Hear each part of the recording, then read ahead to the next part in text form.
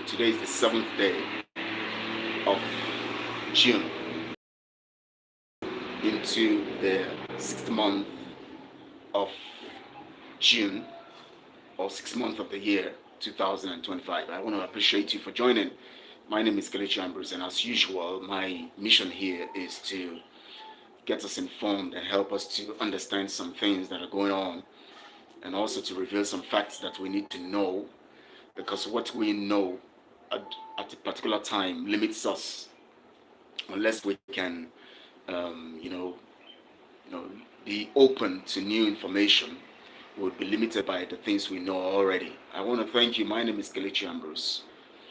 This is BIAFRA project we are in, and lots of things are going on. You see, um, this deceit is one of the strategies that are used to connect, and keep people, bound. And that's why it's important that we fact check things, to know what they are before we begin to, in a world that is full of deceit, manipulation, and so many criminality. You have to be very careful the way you operate. You have to see everything with the eyes of wisdom, and that means you have to suspect everything until you have facts about them, and you'll be able to tell what they are. My name is Kelechi Ambrose, as I told you, and this is Truth Channel Network, where we tell the truth always, at all times. So please, to help disseminate this truth, to help, um, pass the truth on, you know, um, to help spread it, share this broadcast, share this video, subscribe to this channel if you have not subscribed, and please like the video and also send your comments. My mission today is to open our minds, our hearts to the knowledge of the autopilot fracas and the factions that we have now. The factions of the autopilot. You know, it's no news that as soon as Simon was taken, autopilot became two, because it had not always been one. Some of you don't know that there are so many things that play behind the scene, and if you want to understand things, check people who speak, know people who speak, and understand those who speak the truth, and try to listen to them. You would get facts from them. My mission here is to give you some background scene and activities that you don't know about, that today has made you see the two factions in the autopilot. I want to make you understand that the autopilot had never been one. And from onset, it had always had different people whose own mission is to just fulfill their own personal agenda, and I will explain that to you today. On just talking about the autopilot today and making it a full broadcast for that today, so that we'll be able to educate our people. I'm not here to castigate anybody. I'm not here to blackmail anybody. It's not my business. I don't need to blackmail anybody anyways, but I'm here just to propagate the truth and make you see things the way they are. And my mission is truth, nothing but the truth. And as I said initially, we live in a world where deception and manipulation is very rampant. And with the advent of social media, it becomes easier to manipulate and deceive people and get people to believe what you want them to believe, because all they see is what you are able to, or what you showcase, or what you show them on social media. They don't know what is happening behind the scene. They don't know what is going on. And if you are very, very, sensitive, you'll understand that what I'm saying is true. Because if you look at the Nigerian politicians, for instance, if you look at the British government, if you look at the West, everything that is told you on media seem to be like they are just good people or perfect people who are just seeking for universal unity, universal solutions and betterment of humanity and all of that. But when you go behind the scene, and sometimes when you listen to the things that happen behind the scene, you'll be able to understand that there are so many things. The things you see with your eyes are just about 10% of what is behind the scene. Behind the scene, you have a whooping 90 something percent that is that gives the whole intent and reason why people do what they do. Please share this broadcast because I'm going to be saying so many things today that you have to know. Now I want to go from the beginning. Of course, you guys know that I have been with the Autopilot group, so I have um, I am speaking from the points of um, a, a, a, a, a, a part of the system, not as a gossip. Most of the things we see on social media, people come to tell you that this has happened. All these media people who just want content, they want to build their platforms. All they come to tell you is, hey, this is happening, that is happening, and make you believe what is happening. But you cannot believe the people who are just presenting content more than the people who are in it, who are telling you the things that have gone wrong. And I want to make you, as I said initially, that I have told you that Autopilot had never been won. So the faction you see today is only evidence of what had been from the beginning. Now, when Mazin Nambikano was kidnapped and extraordinarily renditioned, he told Ejiofor to tell Simon to broadcast on Radio Biafra. I want to give you the story from the beginning so you can understand why we have the faction today, the two factions, and you can know where we are coming from and what is before us and what is happening. For those of you who are followers of Autopilot, I am not against you following anybody. It's good to follow people. It's good to be expectant, but you have to also be sensitive in the spirit to understand whether you're on the right track or not. I'm not the one who's going to tell you whether you're on the right track or not. I only will give you information, and from the information I give you, you can now deduce the facts and know what is happening and know where you stand. Now, before Autopilot began, there was a message from Mazin Amdekano, let Simon broadcast on Biafra radio. Oh, yes. And I'm not speaking about the DOS today, but I'll still mention them in the line of what I'm saying. They refused because there were so many things behind the scene, so many things discussed. They were telling Simon to keep, to, to hand over his platform and all of that. All that was to checkmate him because they know that he would one day want to hijack everything, and maybe he would want to also assume leadership and control. Even if, of course, we know that the DOS also want to remain in control. Thinking some of them who were part of what had happened to Mazin Amdekano were thinking that something will happen, something will go wrong. They will hear bad news about him, and then they will now be in control. So that control will not be, they will not give that power too much to Simon, so that when that time comes when they're going to control things, it will not be Simon who is controlling things, but they themselves who are on the platform of Dios. And all of you know what happened.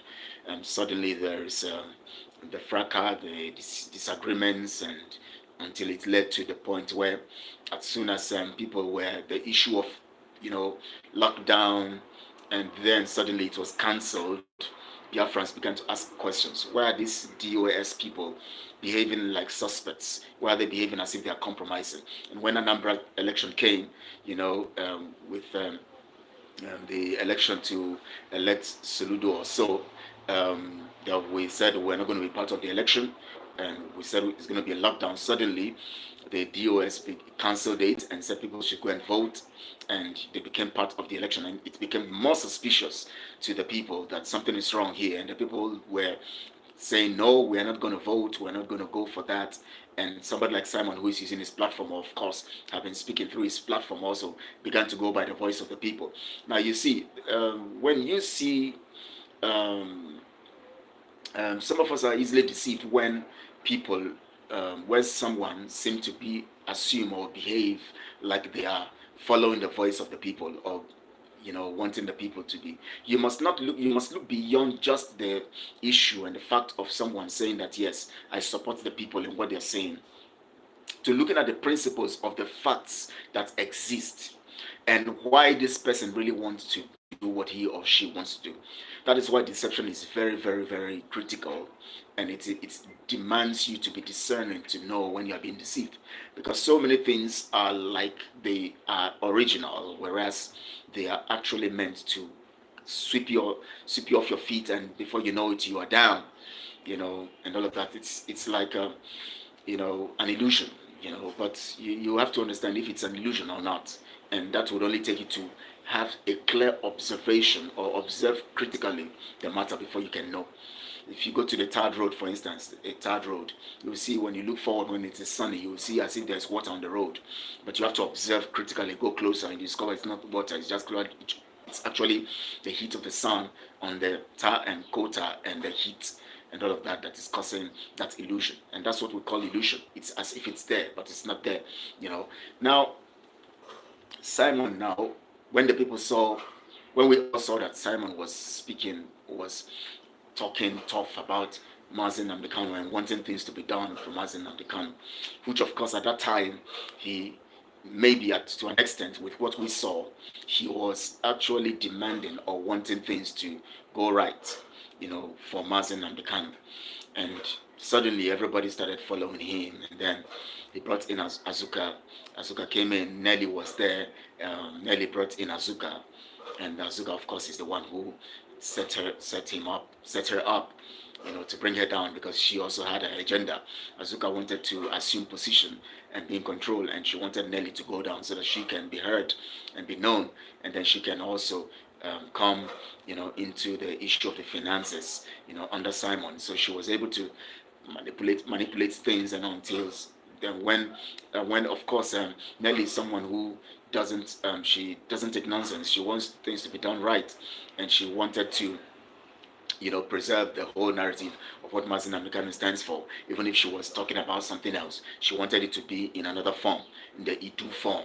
And so when she began to notice Simon's greed and notice Simon's excesses, she began to fight against Simon, denounce Simon and all of that. And then Simon was trying to control himself until when the issue of the nudity, the pictures of the nudity of Simon came up, of Nelly came up. Simon saw it as an opportunity to bring Nelly down, which Azuka was part of promoting and pushing. Now, the person who spearheaded the nudity of Simon, the nudity, why am I saying Simon? The nudity of Nelly was Gaddafi. Gaddafi was the one. So just listen to the person who has been inside. I've been inside, I've been in there, so I know what is happening. Because everybody tells me what they do. When they want to do anything, when they want to plan, they come to me and tell me, and they discuss with me, about it. Everything, and most of them I record. If I don't like coming to, try to begin to pick on people. That's why you see me, I don't play things out. When I come, I don't play people's voice. But when it comes to that point where they want to deny it and they want to actually come to say some stuff, I'll come here and play their voices so that you can hear and know what is happening. And so, Gaddafi was able to get those pictures, and then after they set Nelly up and all of that, and then through Azuka, and they went to Simon, and they all planned that they are going to use that pictures against her to bring her down, because Gaddafi also wanted Nelly to come down, because he actually was manipulating Nelly. He wanted to have affairs with Nelly. He wanted that relationship, and most times they discuss, and the things they discuss, he tells me, and so he saw that it was becoming tough, and Nelly was not, because he was looking for a way of getting to penetrate someone and get to the United States. He wanted to leave South Korea where he is, or where he was, because he was looking for a better opportunity. He was not really making things there. Things were difficult there and all of that. And he was looking for opportunity of leaving the South Korea and looking for a woman he can manipulate and get him over to, South Korea, and to get him over to America or any other place. And so he saw it was not working with Nelly. And so all they needed to do was to bring Nelly down. And that's how they planned it. Azuka and co. Azuka that Nelly brought in was part of the setup. And that's how it went down. Now remember, Simon having his own mindset. Azuka having her own mindset. Suddenly they came together after Nelly had been brought down. It seems like everything now became, because people have been talking, and because Nelly had been coming against BIAFRA and talking about Idu, people felt that Nelly has gone against the whole thing. And when that setup came against Nelly, people felt, wow, people now saw it as a means of, and after that Simon now used it as a blackmail, saying she was going to do some things against Mazi Nnamdi Kanu, some juju against BIAFRA. She was working against BIAFRA and doing some juju against and all of that.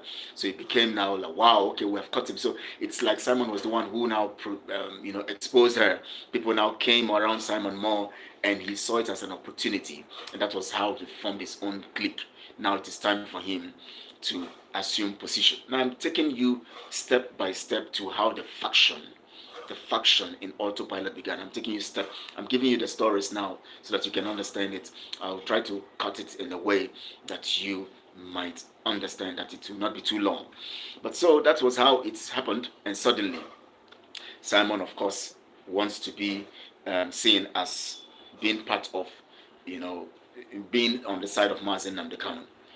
And so he sets up another Umuada headed by Azuka, who has fronted herself, and pushed herself to the front, and then they began to manipulate the women to call people to join that Umuada.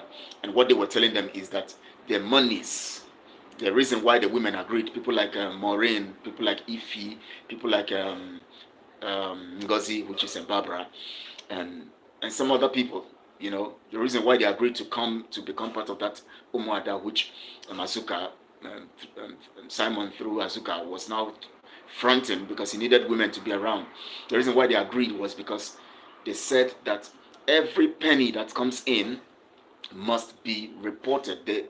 Every woman, all the members of Umuada must know where the money is coming from. 2, signatories of the account must be independent. They must not be people, and they must not be in one hand, and they must not be people who are friends also. They must have different signatories to it.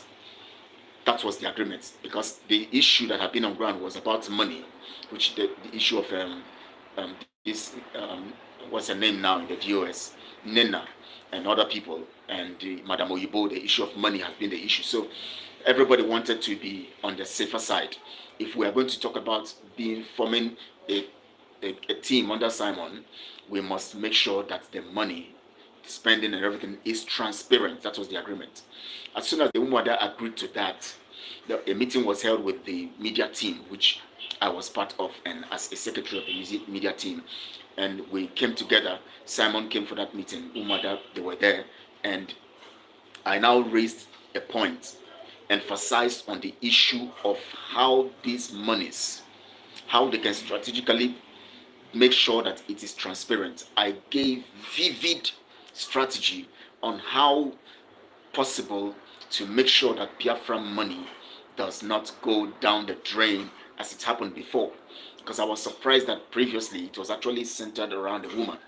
Of course, maybe because Mazen kind of trusted her, and he actually felt that it is easier to run with her being in charge and all of that, so that he will be able to do the things he needed to do.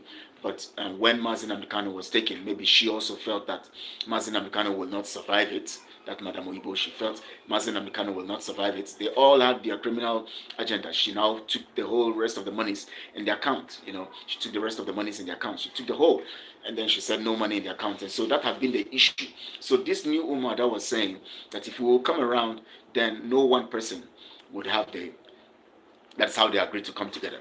But Simon and what's her name again? Azuka now teamed up and opened an account. And when they opened the account, Azuka was telling the women they're going to be part of it and all of that. They're going to be part of it. Before you know it, it was Azuka, her husband, and Simon who knew the account they were going to use. The account became Azuka's husband's account that was used for that, going against why the women decided to come together. And so they said, okay, they have opened an account. The women were asking, who are the signatories? They said, they shouldn't bother about the signatories. That's not, they are trying to be very, so that they will not give information to the enemies. That they are trying to make it secret, so that the enemies will not know who is involved, so that they will not use it against it. The women believed, and they felt that, let's see. But what will happen is that every month, they would know how much is spent, who was given the money, and what comes in and what goes out, and all of that. And all that were agreed on. In fact, when I gave my strategy and vivid strategy to Simon that day, he accepted it. That meeting, I think I recorded it. The first meeting we had with him, with Umuada and Simon, and the media team, I recorded it. he accepted it. He said, wow, this is a very nice one. In fact, that this is going to be what they're going to implement. But everything was not implemented. And so that brought the question. So my mindset was that, and we talked when we discussed, we said that every 3 months at least, the record also will pass to the media team so that we will know that it is true. This was spent and how much has been spent, how much came in and how much went out. And then we relaxed. 1 month, 2 months, we didn't know what was going on. And then some of the women, two of them like that, were calling me and telling me about no records, nothing is going on, and all of that. And they are not receiving, Azuka is not giving them information. I was shocked. I called when we had several meetings I had with the media team, which I'm part of, being the secretary of the media team then. I also mentioned that issue and all of that. We called these women. We talked about it. They laid their grievances. We went also. We made appointments. Raf and Aparawa, we gave them assignments. This one will go to discuss with Simon. The other one will go to discuss with Azuka to know why the monies are not being, why the women don't know about the monies. They don't know what's coming in, they don't know what's going out and all of that.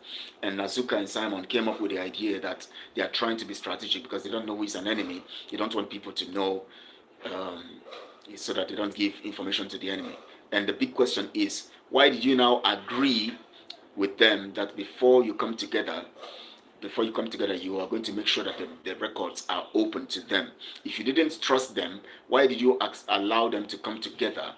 And why did you manipulate them to believe that you're going to open the records to them before, and so that you can bring them together and be part of the team? Why did you have to use manipulation and deception? That's why I told you when I started, I said the strategy of deception is very critical, so that you have to be discerning to be able to know when you are being deceived and not. I am not here to bring anybody down. I can give you the stories. I'm telling you as an insider the things I observed, and the reason why I've been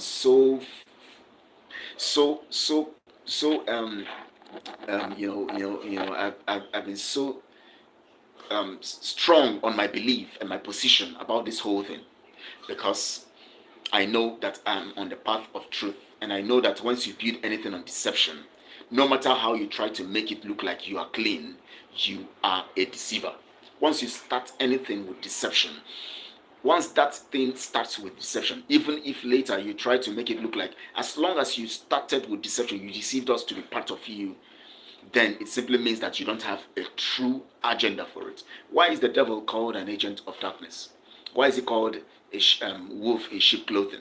It's because he presented himself. There's a presentation that looks like the sheep, but later the inner thing is actually the wolf. So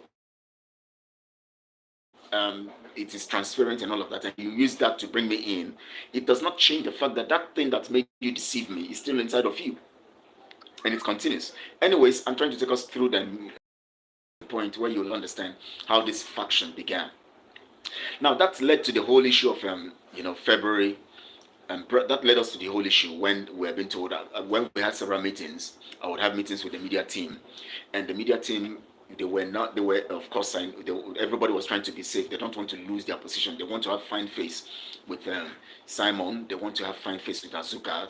Gaddafi and co were always looking for an opportunity to see that they continue to have that opportunity to get what they have to get. As at then, they were not yet being paid, and they were thinking, okay, we need to also be paid and all of that. But then they said, okay, if we're not being paid, what we will do is that we'll just see that everybody's page is monetized, so that you can be making money from your page and all of that. And the main person who was fronting that was 247. His concern is that he doesn't want to know if they're talking about whatever they are doing. The money is not his business. His own is that let his page keep growing. As all he keeps doing is talking about BIAFRA, and as he's talking, his own is to see that his page grow. I said no. My concern is that my name is at stake. Remember what happened to the Nena and the DOS. I don't want to be part of a place where they will say the monies, what happened to the monies, and I didn't eat any call from it, and now I'll become one of those who would say, "Oh, he was part of the team, and the monies were missing." I didn't want to be part of that. And after saying all of that, I know some of them recorded it and went to send to Azuka and Simon to hear what I said. That's their business. I'm not afraid of anybody. I'm not serving anybody, so I'm not serving them. I'm only trying to make everybody understand the transparency that I stand for and all of that. And what will Simon do to me? What will Azuka do to me? You know, their hypocrisy was so high. And I really saw hypocrisy in the highest form, that I begin to wonder how able-bodied men cannot speak truth and say this is it. They are manipulating and doing all they are doing. You know, if you remember, at a point, Raf came out and began to talk against Simon, even called him a 419, a scam, and all of that. You guys know that. You think it was just for nothing? He saw, he knew, he knows, still today, he knows that the whole thing is manipulation. But when he came talking about it, he thought that he was going to receive the attention of Biafra, just like me saying about it now. And people have, most people who are my viewers, some people even unsubscribe me. So those who are viewing me when I'm talking, they decide not to view me anymore because they felt that I'm talking against the person they love. I'm not talking about against anybody you love. I'm only giving you facts and truth. Because if you are where you are thinking that somebody is somewhere telling you what he's telling you, and you're not checking it out to know whether it's true or not, then something is wrong with you. Just, oh, Simon, and they tell you, this is what happened, as an insider, and you say, hey, I'm an enemy. Why am I speaking against Simon? And you unsubscribe, and then you begin to fight me, and then you begin to you refuse to watch my broadcast. You're doing yourself, because in the first place, I am not. So Raf himself thought that when he comes out to talk against Simon, knowing that the truth is that he was coming, Biafrans, because till today nobody knows how much has come in. And today, of course, let's look at it.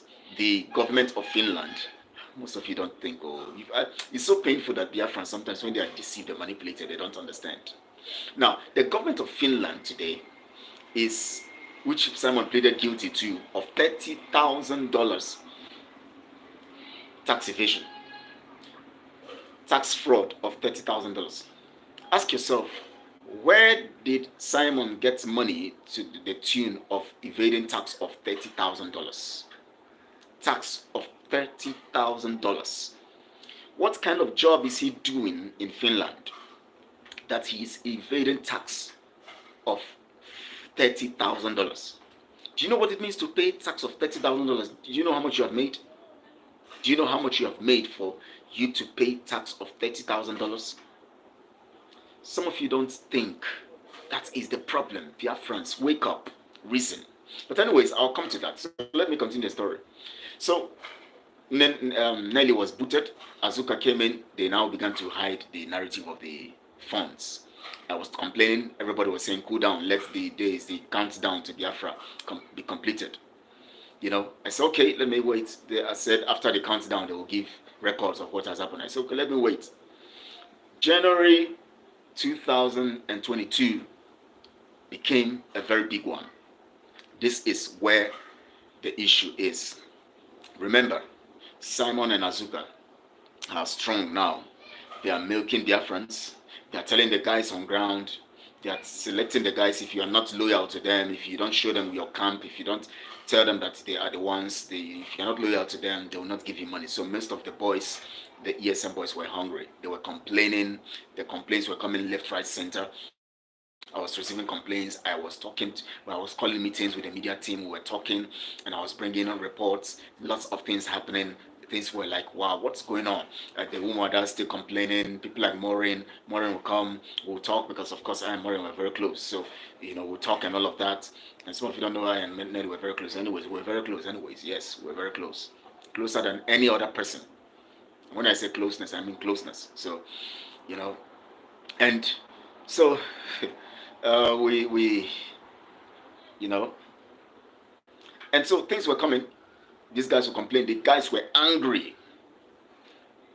Suddenly, one of the guys who were on ground, one of the commanders, was being set up by Azuka to be eliminated. Then they were setting up some guys. Did you hear that? Those times you see that some of our guys were dying. They would just die. They would just kill them. They would just die. They were being set up. Once you are not loyal to Simon and Co.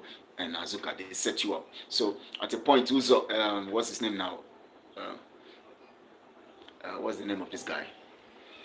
The guy that was given money that said he needed money and to travel, he went to Cotonou, and then Uzoganobi, or what's his name? I can't remember his first name. Don't know whether I'm correct. You know, he was discussing with Azuka, and suddenly a call came in. Azuka was telling the other person, they found out where this guy is, the blah blah blah, that they should. And then he got the idea that this guy, they're supposed to eliminate him. He called me and told me what's going on. I called Pastor Livingstone and other people, and we talked about it. We were wondering what's going on. Why are these people killing our boys? And that became, things were happening behind the scene. You guys don't know. But anyways, along the line, it came to the point of now, suddenly, the issue of Orabueze came up around that ending of January 2022. Now, I was discussing with somebody who is close to me. If I say close to me, so you will now understand who that person is, because I've talked about who is those close to me and the one is close to me. And she now told me about, you know, being in a group that Ngozi Orabueze opened. And that group had been open since 2019, which means before anything ever happened with Mazin Namikano and all of that. Group for political advancement of Nigeria, promoting Nigeria, doing things about Nigeria, having funding from the Fulanis and supporting Fulani politicians, those who go to local council, those who go to local government or local council or whatever they call it, and all of that, you know, promoting and all of that. And that group was opened by Ngozi Orabueze. I said, what? She said she has been put in the group for a long time, but she's not saying anything. She's dormant. I said, what? I said, you are in that group. She said she's not the only one in the group. What's his name now? Odikemma is in the group, and some other people, I can't remember their names now. Odikemma is in the group. I said, Odikemma is in that group, and he's not saying anything, because as at that time, Ngozi was now bringing money, and so all of them wanted. Odikemma was trying to use Ngozi to penetrate the northern side, the north, to have a voice and connection to politicians in the north, so that he would be able to make money from the north through his Hausa broadcast. So because of that, he refused to unveil or to disclose the fact that Ngozi, they were on a platform that Ngozi is spearheading, that platform where they promote and support and sponsor northern politicians. She gets money from the northern politicians and sponsor their candidates, the ones they want them to sponsor. And she promotes them among the women in the US and among the women in their group, both some in Nigeria, some of them in US. So that was Ngozi's business. Aside being a nurse, you know, taking care of being a nurse because she calls herself doctor. Anyways, she's not a doctor. She's actually a nurse, or doing this. You know what they do? This taking care of people. You know, that's the job. So, and that became like, to me, wow. So there is something like this, and you have not told me all this why. I said, send the evidences to me. Send me the evidences, send me the screenshots, because I will discuss with Simon. She said, no, I shouldn't discuss with Simon. She doesn't want trouble. She doesn't want. I got angry. I said, why would you not want trouble? For God's sake, you're afraid of. Are you saying that if you see something that is going wrong, you're not going to say it because you don't want trouble? No. I said, I'm not a hypocrite, and I wouldn't want you. We are close. You can't be a hypocrite around me. This is one attitude I don't want around me. And we started having issues. She refused to reveal them.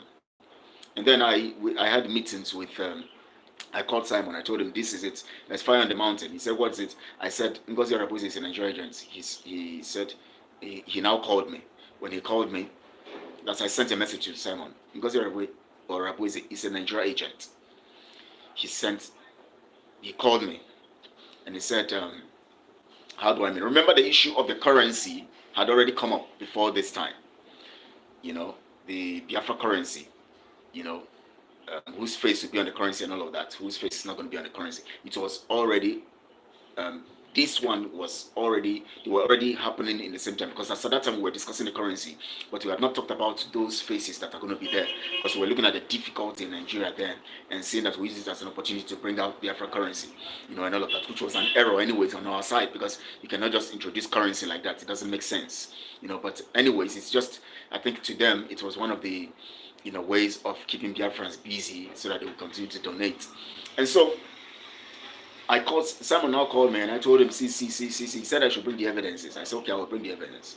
I called my partner. I said, where are the evidences I said you send? She refused to send them. At the point, she was not picking my call. I called Prince. Of course, most of you know Prince. He was always broadcasting on my platform too. I always bring him in to broadcast as a guest, So I called Prince. I said, because he's an elder, I said, okay, see this lady. She's refusing to bring the evidences I told her about the thing. So please, can you speak with her? Maybe she'll listen to you. Because of course the two of us were close, so she was like, hey, she doesn't want me, that I just want to put her into trouble. I said, why would you say that exposing evil and what is endangering our project of Biafra is evil? It is not. It is actually I'm trying to safeguard everything. And so we continued, and Prince called her. She said she's going to send it. She didn't send it. We continued like that until she now somehow, after pressure, she now sent them to me. As soon as she sent them to me, I called the meeting, and we looked at it, and we said, wow, these are very, very obvious evidences that Ngozi Orakwe is a Nigerian agent. And I talked with the media team. I told them Ngozi Orakwe is a Nigerian agent. I showed them evidences. Gaddafi came in. I showed him evidence. I showed everybody evidence. And that, as soon as I showed them evidence, that was when Ogdikema noticed that if this thing begin to circulate now, it will be that he didn't say anything all this while, and he's part of the group there. He now came up, and knowing that Ngozi too has refused to connect him as he is expecting, he now started, suddenly he now began to come talk about evidences of that Ngozi is working for the Nigeria contraction. He started doing videos and all of that. I was just laughing. I said, they are very funny. He waited until I brought evidences, and then he wanted to front it quickly. But then I had already pushed the evidences. And then also, Gaddafi himself Simon was no more picking his call, because of course, as a criminal, the two of them know this one wants to outsmart the other one, and that one wants to outsmart this one. So they were not talking to each other. So Gaddafi saw it as an opportunity with the evidence I brought and all of that to reconcile with Simon, to penetrate Simon again. So he spoke through Azuka, brought the evidences to Azuka, and then Azuka connected with Simon, and then they now, because of course then I don't deal with Azuka. I didn't care, because I just saw her as a very saucy person and evil. For you to be putting money in your account, and every time you come on social media dancing, they were using the monies, buying clothes for themselves, eating large, making money, doing so many things for themselves. And it became like, wow, this is crazy, and all of that. So I didn't want to. So even when she sent Prince to ask me why I hate her and all of that, I said, why would I hate you? Azuka, I don't hate you. And I tried to explain some things. I sent a message. I said, these are the reasons why I don't want to talk to you, and all of that. So I sent my reasons. I'm not a hypocrite. I say the things the way they are, So suddenly, then I called a meeting, and I brought Simon also. I told Simon we're in the meeting. I brought Simon into the meeting. And as we were talking, we were actually talking with the lady who gave me the evidences. And then as soon as she was saying that, I told her I'm going to bring Simon into this meeting. She said, no, I shouldn't bring Simon. She doesn't want to talk to. She doesn't want Simon to know that she's the one who is that she doesn't want trouble. Blah blah. I said, what is wrong with you? Why are you being a hypocrite here? Why are you hiding? You don't want to be the one to be said, so that in case Ngozi hears it, Ngozi will not say that you are the one, or Simon. So you just want to be like, hey, not me. It's like all these gossips. When they gossip, then they don't want you to know that they're the ones who said it. If I say anything behind you, I would be able to say it again in front of you. If I say something that I'm not supposed to say in front of you, behind you, when it comes out, I will agree I said it, and I will apologize. That's me for you. I'll tell you I'm sorry. It's just because I like one thing that happened then, and when Prince was saying so many things about me, because I was against his project of imposing somebody on us who has defrauded us. I said no, and then I said something that I'm not supposed to say behind him, because I was discussing with somebody. I didn't know the person was recording me. And then the person was recording me. I don't know how people. The person now forwarded because he wanted to use me to reconcile for him to be brought back into the group because of what he did. He actually wanted to defraud the group with one kind bogus amount he gave to us for a website, and we didn't go with him. And he now, when we called a meeting and we said we're going to give him part and all of that, he got angry, started insulting everybody, and that he was sent away from the group. So he now saw me as a material, as a tool, as an opportunity to reconnect with the group. So he was recording my voice. So one thing I said, everything I said there was just the truth, but only one thing I said, and like that seemed like an insult on the man. He took the record and sent forward because he wanted to use that. And the person he sent it to, who is an elder, a pastor for that matter, who should also, be mature enough. All he's supposed to do, Pastor Livingstone is the person. He's supposed to call me and say, because we're close, call me and say, why are you saying this kind of thing against Prince? Rather, he took that thing and sent to Prince, knowing that we already have issues on ground. That means he wanted the matter to be aggravated. He was not an agent of peace. He actually wanted war and trouble. And so that was how it came. That was what happened then. Anyways, so as soon as the evidences were presented, I told them in that meeting, I'm going to bring in Simon. And the lady was saying, no. But I still brought in Simon. As I was bringing Simon, as soon as she heard someone's voice, she went off. I became very angry. That was the beginning of my anger with her. So I didn't call her for days. For days, I didn't call her. And when I call her, I'll just be very casual with her. We're not, no more intimacy as used to. I was just only angry at that point. I was expressing my anger towards her because I didn't like her hypocrisy. You can't be a hypocrite and you claim to be a Christian and you claim you have an online speaking center where you are talking to people, telling them things about Christ's life and all of that, doing things about Christ, and you are being a hypocrite in a matter as serious as our freedom. So anyways, that's what happened. And then I brought that narrative to Simon. And Simon was saying, what's the evidence? I now brought the evidence. He now said I now told him the evidence. He now said that was when Ngozi was not yet, part of the system. That was when she actually opened that. And so I mean, no, not when she was not part of the system. That she opened it recently because she wanted to use it to be getting information from the north and from the politicians. You can imagine the defense he's making for Ngozi. That Ngozi actually... Now, when you want to know criminals, when you want to know people who are not genuine, remember, at this time, ESN was still formidable. We're still talking about ESN. We're still talking about IPOB, which means that as long as Simon was concerned at that point in time, no matter what it is, no matter what people are saying, we are IPOB because what we are standing for is for Mazi Nnamdi Kanu's legacy to continue and for everything we are doing to represent Mazi Nnamdi Kanu very, very well and to see that we continue his legacy until he's out. So we are going to float on the name that took Mazi Nnamdi Kanu into the DSS dungeon, the name IPOB, and the force that they use in trying to blackmail him, which they wanted to kill him for, the force ESN. So the guys were still bearing ESN and IP. We're still talking about IPOB. Whether DOS are not the ones to tell us whether we are members of IPOB or not, because they are also registered members of IPOB under Mazi Nnamdi Kanu. As long as you identify with Mazi Nnamdi Kanu, as long as you are a BIAFRA, you are a member of IPOB. You might not be an oath member, but you are a member.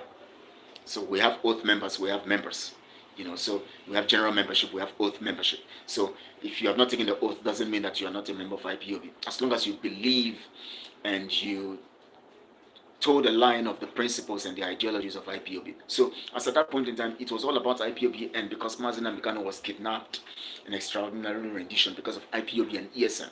So the idea here and the normal thing to do, and the sensible thing to do is to keep afloat that name, ESN and IPOB, to let the Nigeria agents and the British contraption, itself, and the British, to know that this person you are holding under the name IPOB and ESN is what we are also believing in and we are pursuing. It won't go. We as in support, we are behind him. And so that was what it was supposed to be. That is why the name IPOB was very, very important. But now when that name changed, in the mouth of Simon and Co. later, that should have told you that this isn't about Mazen Amkano anymore. This should have informed you that this is about getting your own outfit and being in control now. So using Mazen Amkano to climb to that point of getting also your own platform and doing what you want to do, and at the same time controlling people under you, and then so that you can rack shoulders with Mazen Amkano, and as when the time comes. So anyways, I brought the evidences. Simon said that those evidences were actually the WhatsApp was just opened recently, which he spearheaded and told Ngozi to open so that they can use it to monitor the Northerners and know what the Northerners are doing as a spying web platform. I now knew that this man is a liar. You told Ngozi, you and Ngozi agreed that you should open it. This WhatsApp platform was opened in 2019 when the issue of IPOB had not even come into your mouth as you yourself, Simon, when you were still talking about Nigeria. And when Ngozi has not even come to the picture. But you said you told her to open it recently so that you guys can be using it to spy the North. That alone was an evidence to me that this man is a liar, he's not genuine. And he actually is desperate, because at that time Ngozi was already pumping in money. When it comes to fundraising, she would bring money. She was doing things to buy her way through. She came at a point she was looking for Simon's number. She asked Pastor Livingstone, she asked me. She was desperate to get Simon's number because she wanted to connect with Simon. And of course she knows that what Simon is doing, people, Biafrans are for it, even if Simon has an agenda. But she knows that Simon also needs money. So what she needs to do, the politicians are going to use her to penetrate Simon and give him the money he needs, and then they penetrate him and corrupt everything, so that they would use it as a means of holding him down, knowing that he also needs money. So that is how Ngozi came into the scene. And as soon as Ngozi came into the scene, as soon as I told the media team and all of that Ngozi is a Nigeria agent, people like 247, Akbarawa and Co. were saying, let's just leave that matter. Our own is to focus on what we're doing. Let's keep doing our own and talking about. I said, no, we can't keep talking about what we're talking about when a Nigeria agent is in our midst. Just like the DOS. I said, no, we can't continue to listen to the DOS because we don't know who amongst them is a Nigeria agent that joined in selling Mazen Amkano.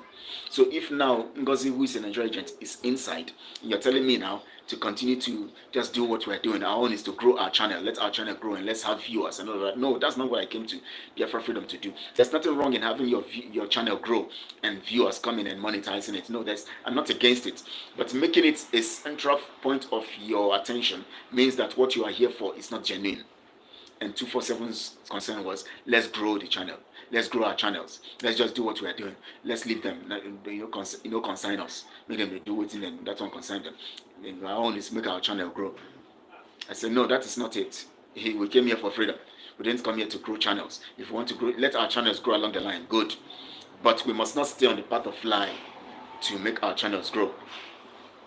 Although as at that time, Raf already, when he saw that, he thought that when he leaves and begin to say the truth, that Simon is scam and all of that, he thought that his people will now come around him and embrace him for saying the truth. And people don't like truth. Once you tell them the truth, look at how many people are viewing my stuff now. Few people, I make a video, before you know it, in the end of the day, it's only maybe 10 people, 15 people, 20 people, 30 people, 70 people, 100 people that have viewed it. I know that some people boost their channels for all of that. I don't do all of that. You know why? Because I am not saying what they want to hear. I am talking against the person they believe is their saint. So that was what was happening to Raf. Raf's viewership began to drop. His viewership began to drop. And he was saying the truth. Simon is a scam. He even called it, what did he call it then?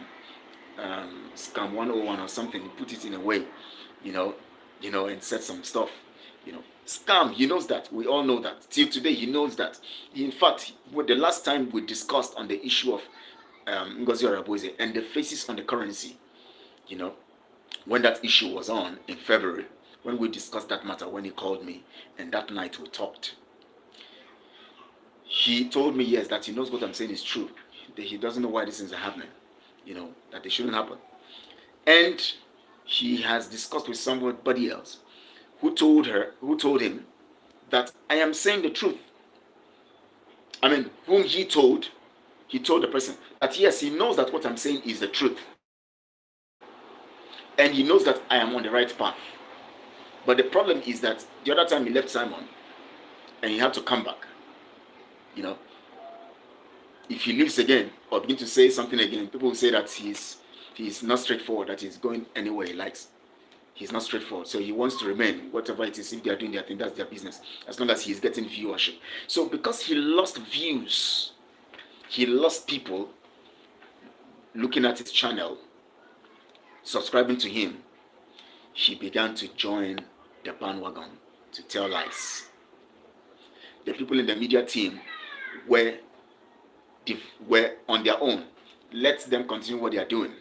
Some of them know that Azuka, is doing the wrong thing.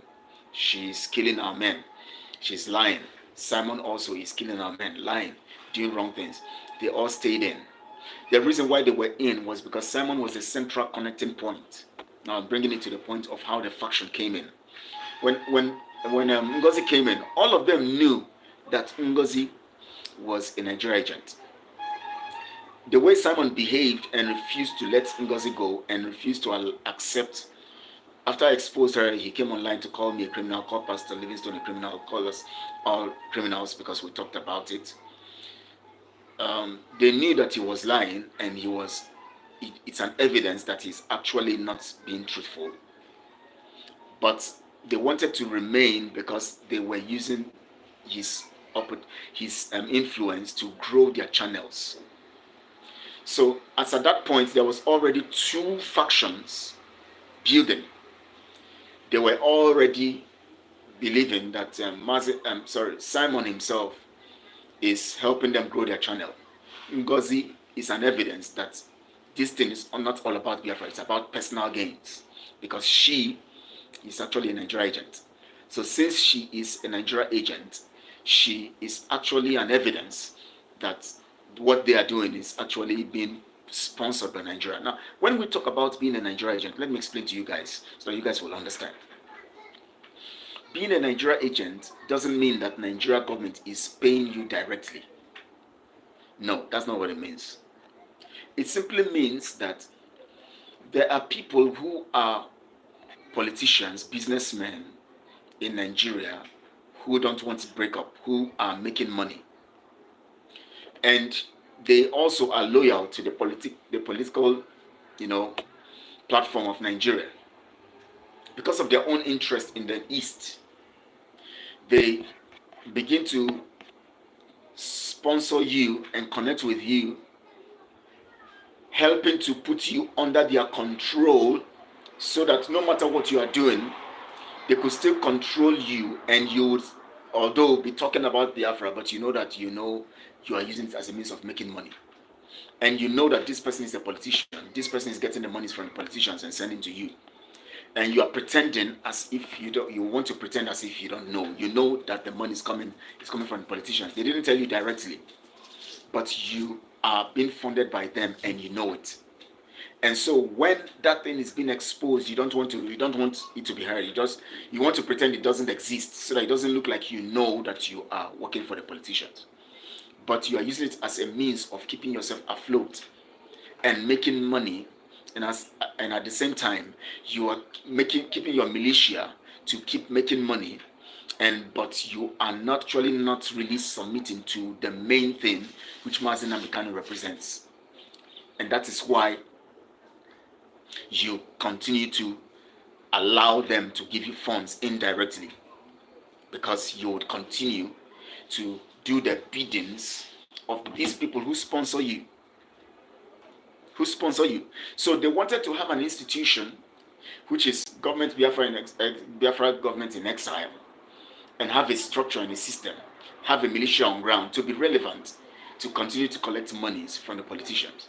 all they need to be doing is to use Mazi Nnamdi Kanu's influence. We are talking about Mazi Nnamdi Kanu here. Mazi Nnamdi Kanu is this. We are fighting for Mazi Nnamdi Kanu. But they know that they just want to have their own structure to control the people. And they will keep talking about Biafra, and the people will continue to think that Biafra is coming under what they are doing. But all they are doing is to keep you busy, and the politicians are still controlling the narrative by the funds they give them. That is why people like Ngozi and Co would continue to, be influential in their midst, because she actually was bringing the money. She and people like Oge, Kere and Co were actually bringing funds then, and Simon didn't care about any truth. That was why Simon decided to put their faces on the currency. and when they wanted to also get me to agree to it, they said they're going to put my face on the coin, one of the coins too. And which I said, no, it can never buy my conscience. And I rejected it. And because I rejected it, it became the issue of betrayal. And people were not thinking. People were not asking questions. It is time that Biafrans begin to ask questions and reason properly. Now, as soon as Ngozi came in, there were two factions already. Ngozi was already buying her way through. She began with when she came into the think tank, when she was brought in, Simon said he wants her to be part of it. We were wondering what she was coming there to do, because she didn't have anything to offer. Throughout the period of when we were talking about putting the constitution together, Ngozi never had anything to offer. She could not think constructively and give an idea. She and one they call Ruby Nadi. They were just there. Anything you say, okay, okay. They were just there, yes. But when it came to the point of, abortion and women's right to their body and LGBTQ, that was when we saw Ngozi speaking very loud. She said that in our constitution, we shouldn't reject that. Everybody have their rights. Anybody who wants to become an LGBTQ, want to be LGBTQ, should be accepted. We should not tell people what to do, that it's their right. Those who want to be part of the LGBTQ so-called community, we cannot stop them. We said, why would you be saying that in our own constitution? We are not Western people. We are Biafrans. We have a culture. We know what she said, no, that we need to embrace, the things have left that level. We need to embrace everything. And if a girl is pregnant, even if she's a girl of, at least, when a girl is pregnant, no matter the age, if she wants to abort it, she has the right to abort it. It's her body. She should have a right to her body. We say, what kind of thing is, for God's sake, we are not going to be dictated, our culture and our tradition will not be dictated by Western influence and all of that. We want to build a nation. We are talking about freeing ourselves from the Western control, and then we build our nation according to our culture, our values, not according to their culture and values. That was when we really had her voice coming out, and she was talking against it.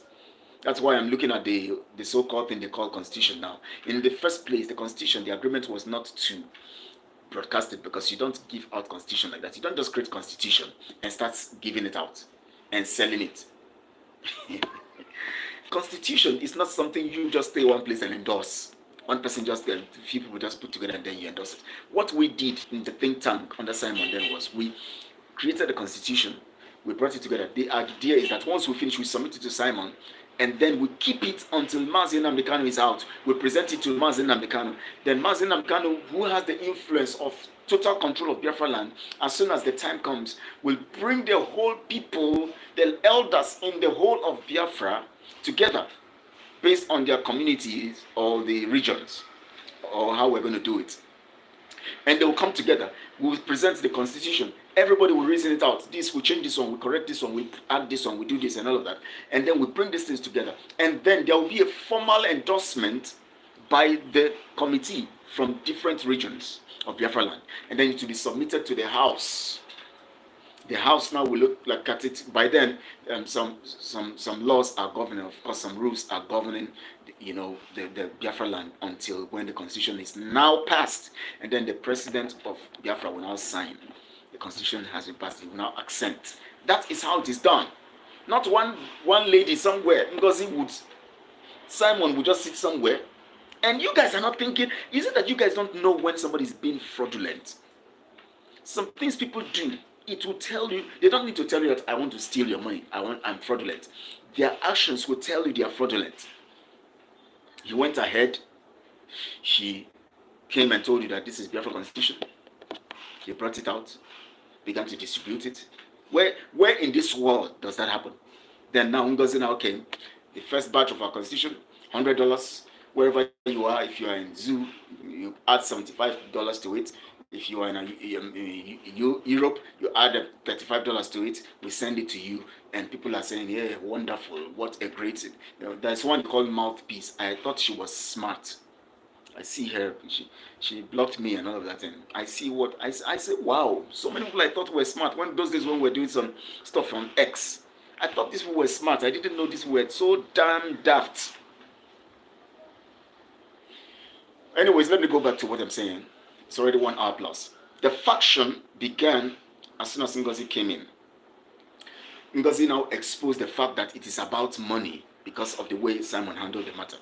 Simon wanted to manipulate us to believe that Ngozi was there for the good of Biafra by telling us that the platform that is an evidence that Ngozi is working with the Fulanis and the Hausas and the northern politicians.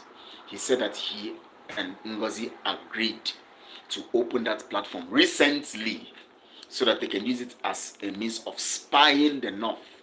Whereas Ngozi already had that platform opened in, was it February? Yes, February 15th or so, or 17th, I can't remember the date.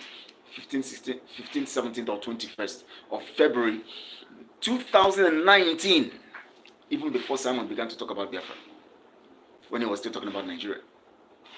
2019 was when Ngozi established that platform, and she had been using it for the issue of northern election, projecting northern candidates. Now, don't you see the way she talks? Don't you observe the way she talks? Look at her lips, the way she talks. Don't you notice that she's connected to the North? Don't you notice it from the way she speaks and the way she... forget about knowing some people. Yeah, you can understand some people. Maybe a father or mother, one of them is from the North. I tell you. She was already practically involved in northern politics, using that platform as a means of making money from the North, where she gets the women in diaspora to vote for some candidate that the northern oligarchy wants to be voted for. And she gets money to sponsor such things on a platform. And she contributes to it after making money from the northern oligarchies and the northern oligarchy. And then she promotes the candidates they want and help them to raise their politics. She was strongly in the politics, especially of the North. And she was sent to come in because they saw that Simon was a greedy person. They sent her in, and Simon also, sensing that she is also a political instrument, embraced her, pretending that he doesn't know. When I told Simon that this thing was opened in 2019, Simon got angry. Because he wanted to be seen. When somebody is lying and you point out the lie to them, they react quickly. Have you noticed, even those who, look at it in real life, when someone is lying or someone is doing something wrong and you try to correct them, they react very quickly, especially when they are lying. They react very violently. Have you noticed that? But when somebody is a truthful person, he tries to explain to you. Now, observe it also. Have you noticed that those who send threat messages, like me, I have not sent a threat message to anybody because I know that I always stand on the truth and I want to say the truth.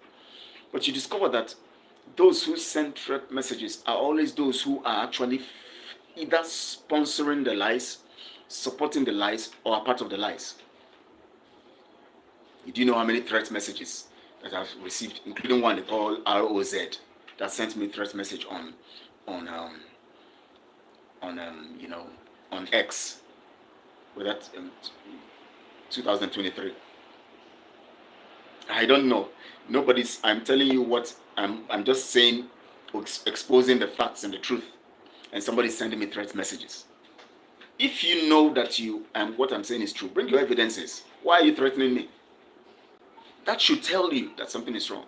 Now, the faction began as soon as Ngozi entered, because the guys were already, they didn't like Ngozi, but they were just following her because of what they want to get, because of the money that was coming in. And as of then, the media personnel were not being paid. They were only thinking of growing their platforms as a means of getting their pay from there. And when you bring the truth to them, they say they want to silence it. They say, let's just continue to do what we are doing. Let's just keep broadcasting on our platforms and growing our platforms. That's all we need to do. And that was how the faction thing was underground until when Simon was taken. Remember, Simon was a unifying factor. He was with Ngozi. Ngozi is bringing funds. Oge is bringing funds. The media personnel were not being paid then. And then later, they now started paying them monthly. Now, they are already making money, so they have to embrace Ngozi at that point. And they have to pretend that all is well, everything is nice. So they will come all out and talk tough. When I started talking against Ngozi and the criminality, they came against me. All they came against me was blackmail. Hey, he came to collect money, wanted to collect loan for this, for bus. He wanted to do this. What is your business, even if I want to collect loan for bus? Even Ngozi herself came and said, I wanted to collect money, I came to collect loan. When I didn't get the money from her, I now went out to blackmail her. How? What is blackmail? It's evident. even before all this issue of loan and no loan, we have been flowing, we have been talking, I've been inviting Ngozi to my platform. She has been talking on my platform. I've been seeing it to be that, okay, let's have a woman who is talking and speaking from the US. And she was talking. So even after the issue of, okay, can you support with a loan if you have? She said she doesn't have. Even after that, months after that, we were still flowing, we were still broadcasting on the platform until the evidence came. When it came to the issue of the accountability and transparency group, I was flowing with some of them on my platform, bringing them to my platform. When they came with the narrative of corruption, I stood against the corruption. That's how it is. I don't do things because we are friends and we are doing things fine. We are going on, we are together. Then when you do something wrong, I cover you. No, I'll tell you it's wrong. I'm not going to come all out and begin to tell everybody that you are wrong. No, I'll tell you. If we're in a group, I'll mention it. It's wrong. It's very, very wrong. It's just like that, my friend, the lady, the one I told you, that's very, very close to me, and we're in accountability group. When the accountability group accused her of something, and she expected me to start defending her there. I said it yesterday. I can't do that because this is a group. And in a group, you don't show preference. Everybody should be on the same level. If they accuse somebody who is not close to me, I expect the person to defend themselves there. I won't expect somebody else to defend that person. Unless if you have something that connects or you are part of that story, of that accusation, then you need to defend. But if you're not part of the story of the accusation, you don't defend the person, you allow the person to speak. So if you now that is close to me now, you are being accused, I expect you to defend yourself so that it doesn't look partial. What I will say, no, somebody will not do it. I will say, okay, they should allow it in your own time. No. And because I know that you didn't do it, I know you are going to defend yourself right. Because I know you very well. If you did it, you will tell me. And I know the things you can do. So we have to understand this. So the faction had already started as at that time. And then as soon as Simon was taken, it now became conspicuous. And let me tell you, the reason why you see these guys not being under one control is because in the first place, they had never had genuine intention about Biafra. How did I know this? For the fact that when we were together, all they were concerned about is growing their platform. When I bring up issues and say this thing is going wrong, they said, no, let's continue.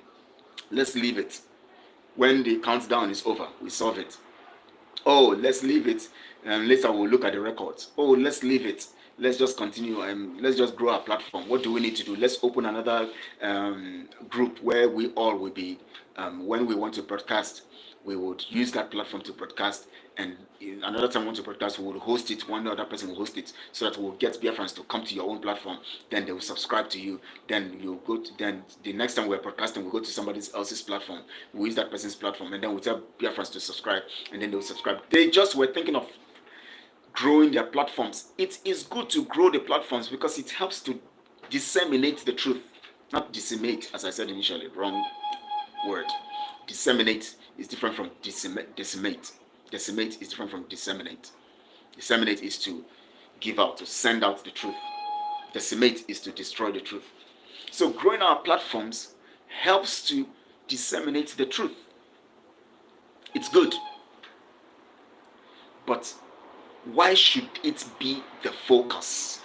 So that even what we know that is their lies, we still want to uphold it. Look at Ralph. When I look at Ralph, I shake my head. Ajere, the one that calls himself Vam Vam Vam, Pastor Vam Vam Vam. That's how they make mockery of this whole thing that we call freedom fighting. This is somebody who said, Kelechi is right. When I talked with him, he said, these people are just, he knew, if he wants to deny it, I will play his voice.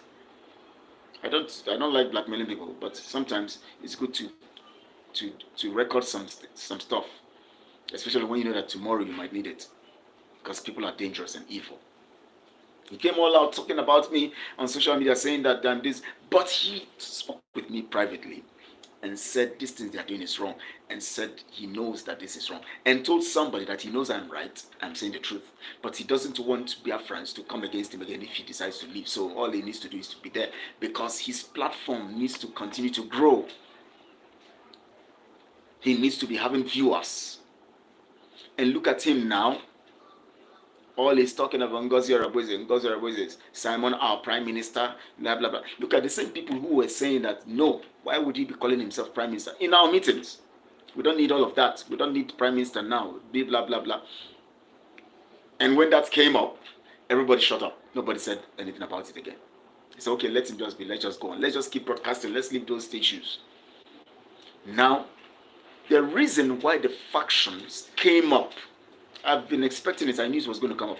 Remember in January last year, January, February, March, I was broadcasting. I keep telling people that by the time it's getting close to the December, when Simon should declare, as he said, he's going to declare Biafra and present Biafra and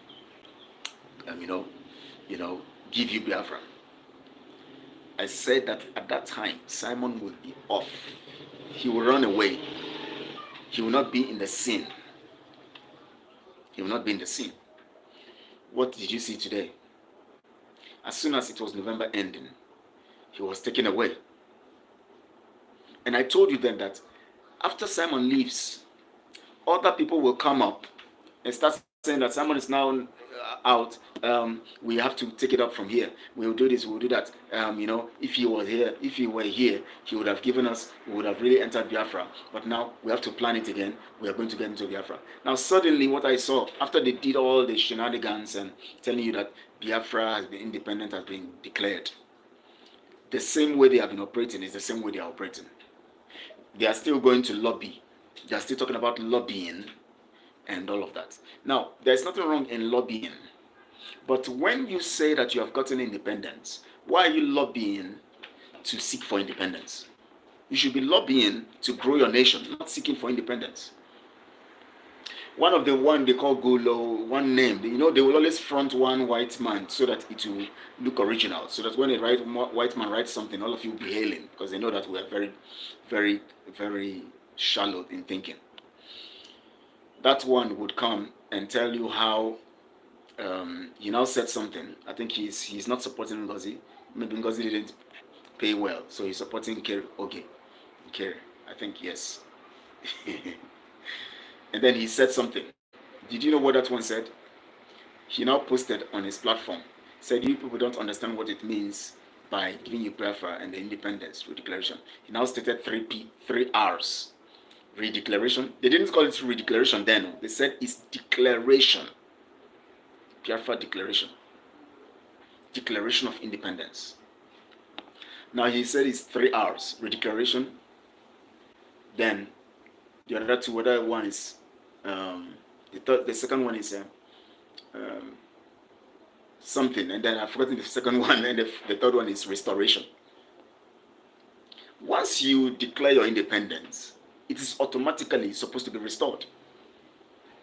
You don't go declaring something and you are still looking for how to restore it. I think our people need to understand some stuff, because they want you to keep giving them money, because people will begin to get tired. So they want to make it look like, okay, they stage by stage we have declared. When you hear nations declare their independence, they have declared their independence. That moment, everything that amounts to restoration begins. They begin to build their nation, begin to do their things. Everything they are doing now, it's them. They are the ones doing it. But you have declared independence. You are not in control, even in a community. And you are now still seeking and lobbying out there for you to gain independence. For them to recognize that Biafra should be allowed to conduct a referendum to get their own nation. Is that not foolishness? I want you guys to understand that the reason why we are not moving forward is because we don't reason things out. We follow without thinking. And my concern here is to get us to be thinking. We need to think. We need to think. We keep making the mistakes because we don't want to think things out. We need to think. So the faction had begun. All that it needed. See, so many things were playing behind the scene. You see these guys coming on social media and telling you, broadcasting and telling you so many things. At the background, they are saying so many things. I hear so many things they say, because of course there are people who still speak to me from that end, will be telling me what they're telling me. What's my business? They say so many things against themselves. Look at now. Ngozi now has succeeded in using money to get 247 to him, to her side, and to also manipulate some of the guys that Simon took from ESN and manipulate them to be on her side and to get more guys to join them. And in Kerry also, the one they can sustain with money, the one they can support and give money, they're still holding those ones too hard. So they have two factions. These factions were already created when Simon brought in Ngozi. The people were only flowing with Ngozi because of the monies that were coming in. Their intention was, we keep growing our platforms. We don't care about what is going on. The reason why they have made it conspicuous now is that now that someone is not there, they need somebody. They feel that their man, the one that is making things work for them, that is bringing the money. Because Ngozi had never had. Ngozi wants to keep those ones away because they have been there for a long time. She wants to have a fresh people. She actually wants to have fresh hands that will be submissive to her. And 247 is the most cunning out of all of them, out of everybody there. 247 is the most cunning. So he was able to, because he knows that Ngozi being a woman, he will be able to get more from Ngozi's side. He was able to manipulate his way through to Ngozi's side. To people like Akbarawa who want control, who want to be in charge, who want to be the ones talking and determining things. They don't see Ngozi as the one they can talk to get to do what they want them to do, or to have a cogent discussion, because Ngozi wants to impose herself on anything she's doing. She wants to impose. As long as she brings money, she wants to impose. She was doing it when I was there. Remember, I was in the committee. I was secretary to the think tank. I told you guys that the constitution, I wrote it single-handedly, put the words together. and some ideas, serious ideas that will help to bring Biafra strongly and put Biafra on the path of real development. That idea, I put it in the constitution. I know they will put it in their new constitution because it's a strong idea. I brought it and put it there. So they want to have this control, and Ngozi want to impose herself. Now, when she was brought into the think tank, when she was of course, I told you that on the media platform I was a secretary. On the think tank I was a secretary. On the advisory board I was a secretary, and then also I was in another group. I mean, on another committee. I think I was in 5 committees. I'm trying to remember all of them now. 5 committees, yes, including the recruitment committee that they gave to Ngozi to recruit people. And the recruitment was just looking like child's play. I was just looking at everything. It's just looking like child's play. Looking like child's play. They appointed me as secretary of the recruitment committee also. I was just there looking at them, looking at what they're doing. So it's so funny. And some of these people who were recruited then, of course, you know how people, once you give them position, if you like, be the Lucifer, as long as they're getting some stuff and feeling high, they will not want to go away. They want to take it. Most of those who were interviewed then by us, some of them occupying some offices. Today they said it's in Biafra government. Look at people who came for a job. They are now on government, Biafra government in exile. You know, this is funny.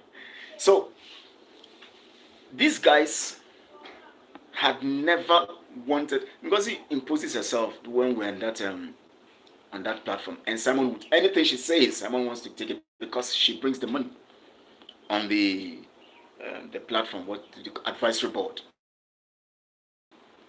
because she brings the money. Now, if Simon begins to dance towards the tune of somebody because the person brings money, what does that tell you? I don't need to be a prophet. You don't need to even have sense to know. 2, if Simon could tell me and others that the platform that Ngozi is operating was just opened because it was, and he's aware of it, because he did agree to open it, that platform was meant to be a spying platform in the north, to know what is happening, using it as a means of spying the north. How do you want to spy the north? And only for me to have evidence in my hands that the platform was opened in 2019 February, before ever Mazenam Khan was kidnapped, before even Simon started talking about Biafra. So why did he lie? Because he wants to sustain Ngozi. If it was somebody else who was not really contributing, he would have booted that person out immediately. But because he knows that is source of money, he doesn't care where the money is coming from. He is pretending as if the money, in fact, he doesn't want to care about it, so that it doesn't seem as if he money. He just wants it to be that he's getting his money. And those are evidences to me. And that's why you see that I keep saying that. And that's why I keep saying that he is not genuine. 1, he allowed Ngozi, if there were evidences. Now, all these guys now, who now came online and started talking against me, who were behind, I'm talking about this media team guys, behind me, they were agreeing that Ngozi is a Nigerian agent. But they came online and started attacking me. They were hailing her, saying so many things about her. Today, they are the same people who are calling her Ngozi or Abu Fulani. They are championing the cause that Ngozi is a Fulani and Nigeria agent.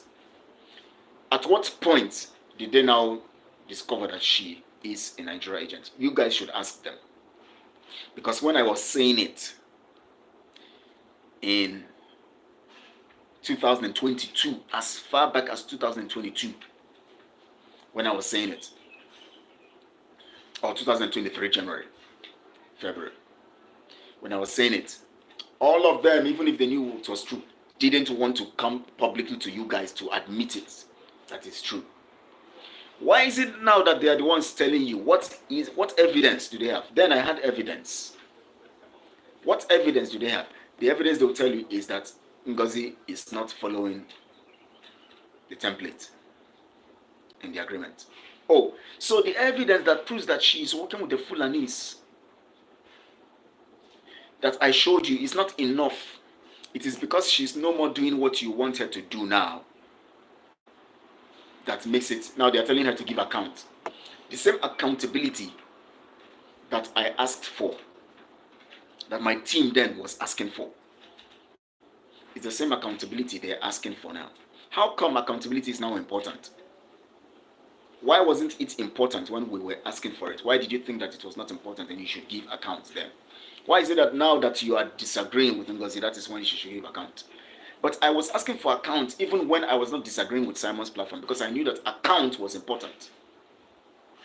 Because account will make me trust you.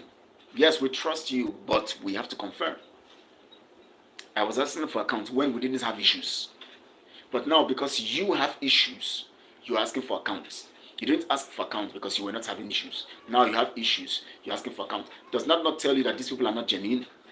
Because genuine people will not wait until when you have issues before they begin to ask for account. Genuine people will put account as part of the trust. Because anywhere there is trust, there is accountability.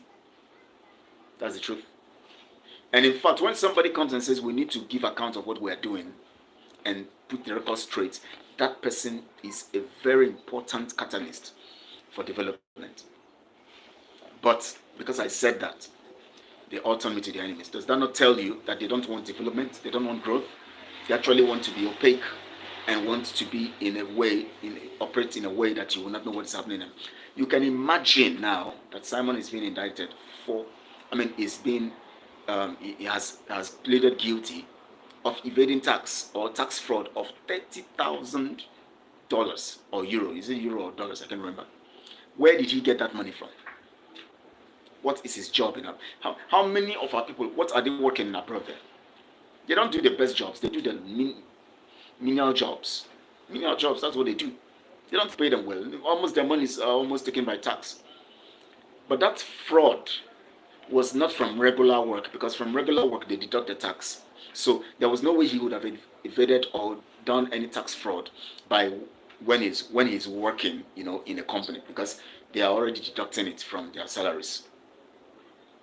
That means there's some income, some money is coming from somewhere.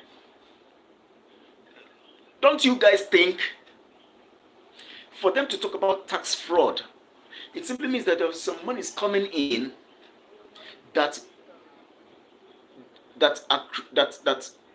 is now so much to the point that now you have a tax fraud in the money of the same money, of that money, a tax fraud of the tune of $30,000 or euro. I can't remember. I don't know how much is percentage for tax, but even if tax is 1%, let's say tax is even 10% of your income. Now imagine $30,000. That means $300,000 came in, and that $300,000 was a personal money to Simon. It was not under the auspices of a group, because he told them that he's a content creator. And the money was not directly from his work, because he stopped working because you guys were funding him. When they asked him, when YLE, their media platform, asked him, who is funding you? He said, BIAFRANs are funding me. Because they know he's not working.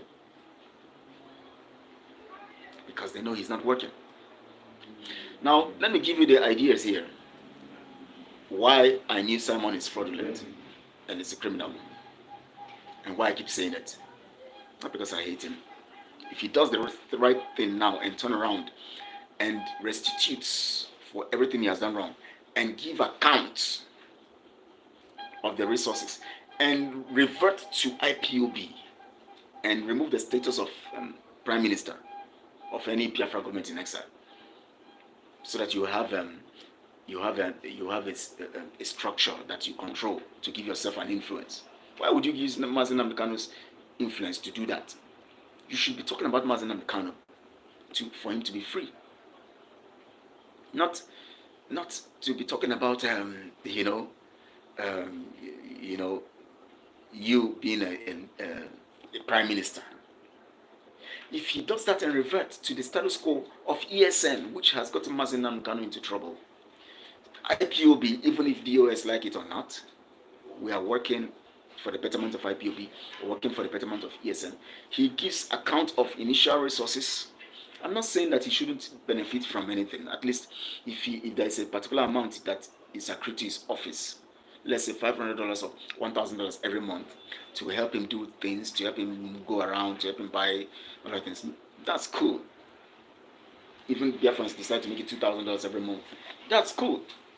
But when the whole money comes into an account that nobody knows the account, only him and Azuka, and they are making money, nobody knows how much is spent, nobody knows how much is in there, that tells you, one, that he is not genuine. Two, the moment he lied that the platform which Ngozi Araboise opened was, he is aware of it and he agreed to it for her to open it recently so that they can use it to spy Nigeria. And I now showed him evidence that it was opened in 2019. That moment alone proves that he's a liar and it's not genuine. Three, for the fact that he decided to go against Mazi Nnamdi Kanu by dividing ESN and coming publicly to say that ESN is dissolved and IPOB is dissolved, and now term it IPOB Nigeria, when there is no place where Mazi Nnamdi Kanu has it written that there is an IPOB Nigeria, an IPOB USA, and all of that. IPOB, one family, under one command. And he decided to bring division and call it IPOB Nigeria and said it is dissolved. For the fact that he did that, he was directly attacking Mazi Nnamdi Kanu. And that alone is an evidence that he's not genuine. I don't follow people. I don't know someone anywhere. He doesn't know me from anywhere, right? He doesn't know you from anywhere. I don't know you. You guys don't know me from anywhere too. But the things I do will make you determine if I am saying the truth, because all you see is social media. So are you saying that if someone comes on social media and say anything now, you don't query it, you just believe him and follow him? Or are you saying that everybody suspend their brain just like you do to pastors? Anything they say you accept because the person is calling the name of Mazi Nnamdi Kanu? Or because the person felt like he was real initially, talking about lockdown? Does lockdown approve the fact that somebody is truly genuine? No. Even the lockdown thing that was cancelled by the DOS does not make me, it's not enough evidence for me to think that they are not genuine. The acceptance to go into election, another election, was one of the signs to me that is strong enough for me to believe that they are not genuine. And the fact that they refused to set up a committee to investigate what happened to Mazi Nnamdi Kanu means that they are not genuine. And that makes the people who are the principal leaders on DOS to be the first suspects. Because if they were not, their hands were clean, they would have called a committee for a long time. That makes Chinasa Nworu, what's the name of the other guy? I can't forget the one that they are men oga. That makes all of them suspects to me. Chike Doziem, Chinasa Nworu, and some other people. Because none of them, they are pretending as if they don't know anything about fact finding. But they were talking about fact finding when it comes to some things. When something happened in the community, or something happened somewhere, they said, "Oh, fact, we have gone to do fact finding when we have seen that this is for Mazi Nnamdi Kanu's kidnap. You guys cannot fact find, and you say we have the best intelligence. We have intelligence under ESN. We have the M branch. What are they doing? We have M branch. Simply means that something is wrong. So these are questions you should ask rather than coming online. Hey, Kelechi is this. Kelechi is talking against someone. Let's subscribe. Let's kill him. Let's kill him. Let's threaten him. Let's do this. No, look at what he is saying and think. Because we all don't know ourselves from anywhere. We only came online. So we have to be very critical to believe in what happens. Anything I tell you, fact check. Listen to me based on what I say and fact check if it's true. Don't just believe it. And let me tell you something about the reason why you you should know how to discern matters and know how not to discern matters. When Simon came online, when he came first, when that issue first happened, he was submissive and truly wants to go for Mazi Nnamdi Kanu at that point. But as things began to unfold, DOS was rejecting and all of that. He began to see opportunities of doing things for himself and getting to front things for himself because the people were now beginning to flock around him. And because the people were beginning to flock around him, you see, it began to inform him, give him some bad ideas. And the greed in him began to crop up. That is why you see he's very arrogant. If you notice, Simon is very arrogant. He's very proud and arrogant. That is why you see him come online every little thing. He wants to take credit because he believes that once he takes credit, you will know that he's working and then you will contribute more. He will come when he tells you, oh, we have dealt them, we have downed their helicopter, we have done this, I've given them water. It was 10-0, this, that. When he said they downed their helicopter, you won't see the helicopter. But when he said that they have downed somebody, when they burn one vehicle somewhere, he will show you. When they said the military came and they all ran away, where the evidence? Nothing. Like one day they were showing on the 31st, somebody was doing a video and showing to people and said that, oh, the Biafra Liberation Army dispersed, took over. They chased the Bubago, they chased other groups. They chased everybody. They're in control, blah, blah, blah, blah. And they were showing us video. We were just hearing game. They're playing some stuff, giving you sound. You're not seeing anything on ground. You're just seeing, and the video was when you are videoing a place where there is shooting and all of that, you know how the video shakes because you are not stable. You are trying to move around and trying to dodge and all of that. We're just hearing but the video was just stable, showing, one old video of a street where there was a lockdown. They were just, the camera goes here, still quietly goes here. We're just continuously. And they said that it is BFR or whatever, BRF or whatever they call it, Biafra Liberation, and BLR, BLA or whatever they call it. And said they have chased the Burago, they have chased this, they have chased that, and they're in control. They have dealt with this, they have killed Zoo Army. What's going on? People should reason. Anyways, you should understand the faction and how it came about. So the people themselves have never been together. Their concern has been how to grow their channel. And they have been making money all this while. Someone have been paying them to silence them. Now, Ngozi is not paying them anymore. Oge is now paying some group. Ngozi is paying the ones that she wants to pay, that she knows will be loyal to her. And she's bringing more people. You see, the other time she started bringing some channels. Some people's new people telling you, subscribe to this person, subscribe to that person. I think that was last week or this week, early this week, I saw it. I was like, wow. You know why? She is building her own cabal gradually. She, just like Simon used Mazi Nnamdi Kanu's influence to build his own cabal, Ngozi also has now come in to take charge. And when she sees that some people are not coming, she discredits them, put them aside, and bringing new people into it. She has now come to take over. And Simon will not be able to take over when he comes out. If he does come out. Anyways, you know why? Because Ngozi is already in charge. And Ngozi being in charge and she was the one who funded him. She knows where and the things they have done together.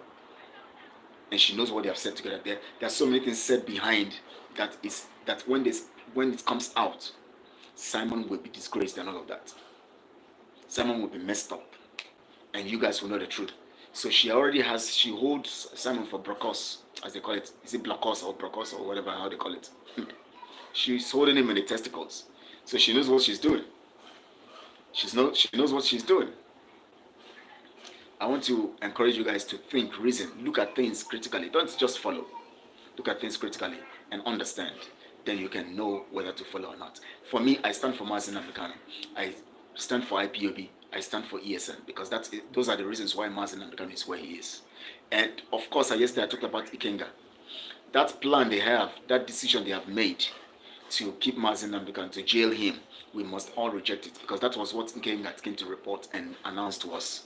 He only came to tell us that Mazi Nnamdi Kanu will be jailed for years.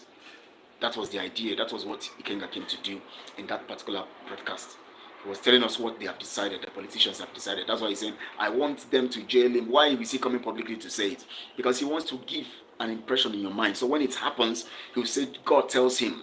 Remember, he was saying that what happened to Nelly, he told God, and that's what God did. So he already knows, he had gotten clue that Mazi Nnamdi Kanu is being planned, they are planning to jail him. That is why he's now saying that he wants them to jail Mazi Nnamdi Kanu. He started doing some prayers. Let these ones, those who don't know, start doing some prayers. You know why? So that when that plan they have agreed on comes to pass, he will now say that it is his prayers that is making it come to pass. I don't know whether you guys understand this. Ikenga Rago's submission was not just ordinary. That thing he came to do was basically to tell you the mind of the politicians. The Eastern politicians have already arranged and agreed with the Nigeria government to jail Mazi Nnamdi Kanu. And that's what they want to do. That's why they admitted those exhibits. So, and Ikenga also has gotten that because he speaks with those politicians. They discuss those things with him.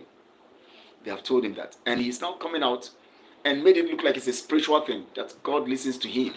That when he talked about Nelly was disgraced and her nudity came out. And because he also, the disgrace is coming. And even if it's nudity, he accepts it. He's not saying that people should bring out nudity, but if that's how God wants to disgrace her too, let God disgrace her that way. And why did he bring all those things together? Why is he talking about Mazi Nnamdi Kanu and talking about these other ones also, talking about their nudity? He's trying to give you an impression that what he says to God, God responds. He said that when he prayed, God responded and disgraced Nelly. So he is now righteous. Every other person is unrighteous. And God is disgracing those he wants to be disgraced. He himself, he has not done anything wrong. And he's saying that, of course, the prayer is that God also will disgrace Mazi Nnamdi Kanu and put him in jail, which indirectly, they have already planned it. So he's now going to say that, you see, I told you that God will do this. When I talk to him, he answers me. Because Mazi Nnamdi Kanu is wicked. God has put him in jail. That's what he's planning to do. Sorry, it's about to rain here. The weather is changing. That's why my video has gone dark. I've spoken for 1 hour, 40 something minutes today. Wow, it's a long one. It's a very, very long one. But it's very, very important that I share these things. And I want you guys to understand. Those of you, especially, what's her name? Let me not call her name. Those of you going around and all you're doing is trying to talk against me. I don't know what I've done to you, but me, I don't get anything. You would only be doing yourself. You will just be doing yourself. You see, a clear conscience. Once you come after people who have clear conscience, God knows my heart. If I have come to BIAFRA project to defraud people or to do anything, may God never let me achieve what I want to achieve in life. If what brought me to BIAFRA project is money or to defraud anybody, may God never allow me to get anything I'm looking for in my life. I came with an open heart. I came to serve under Mazi Nnamdi Kanu to make sure, because when he was jailed and when he was captured, kidnapped, it's pained me so much. I had never been coming out. I decided to come out and show my solidarity. Because that man, I saw the Spirit of God in him. I saw the genuineness in him. And that's why I came out. And those of them, especially this particular lady, she knows herself.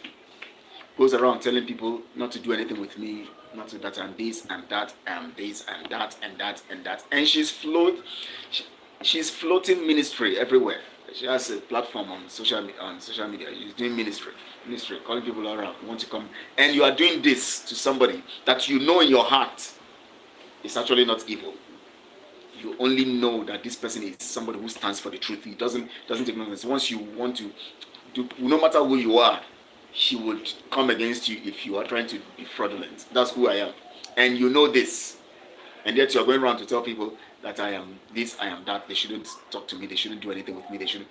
You think I'm going around collecting money from people?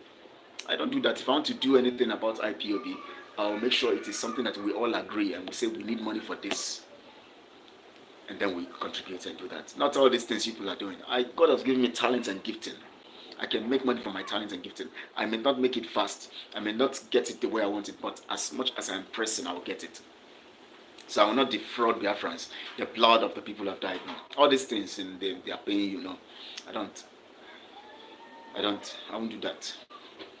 People can subscribe to the channel and share this video far and wide so that people can get the information. Sorry, it has become dark because of the weather here. The atmosphere is dark. The weather is about to rain.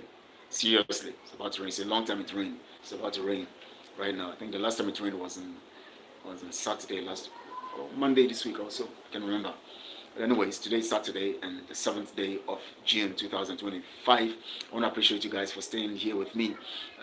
Please send your comments. Let me see what is on your mind. Let me hear, understand what is on your mind, and know, and then of course, please share this broadcast on all your social media platforms so that your followers, your friends can see it. Because when you share and when you like it, they see it. And then when you subscribe, YouTube spreads the video further, because the more subscription that comes in, the more they want to spread your video so that it can move far. And thank you so much. I love you guys. I appreciate you, and God bless you very good. Please stay safe as we enter into the new week. May God bless you. May Chukwuki be with you and protect you. If you're on the right track, let him be with you and protect you and give you the best as you wish for others too. Thank you so much. We pray for Mazen Namikano. Chukwuki will bring him out. Those who are planning that he should be jailed, that God will bring them down. Because I know that that man means well. He might have his flaws. We all have our flaws, but he's not evil. So anybody who sees Mazen Namikano's flaws and want to bring him down, just like they tried to bring Moses down, Miriam and Aaron, because they saw his flaws. And God told them that, see, Moses has flaws, yes, but I called him. And God dealt with them. May God also deal with those who have come against him because of his flaws. Thank you so much. I love you guys, and God bless you very good.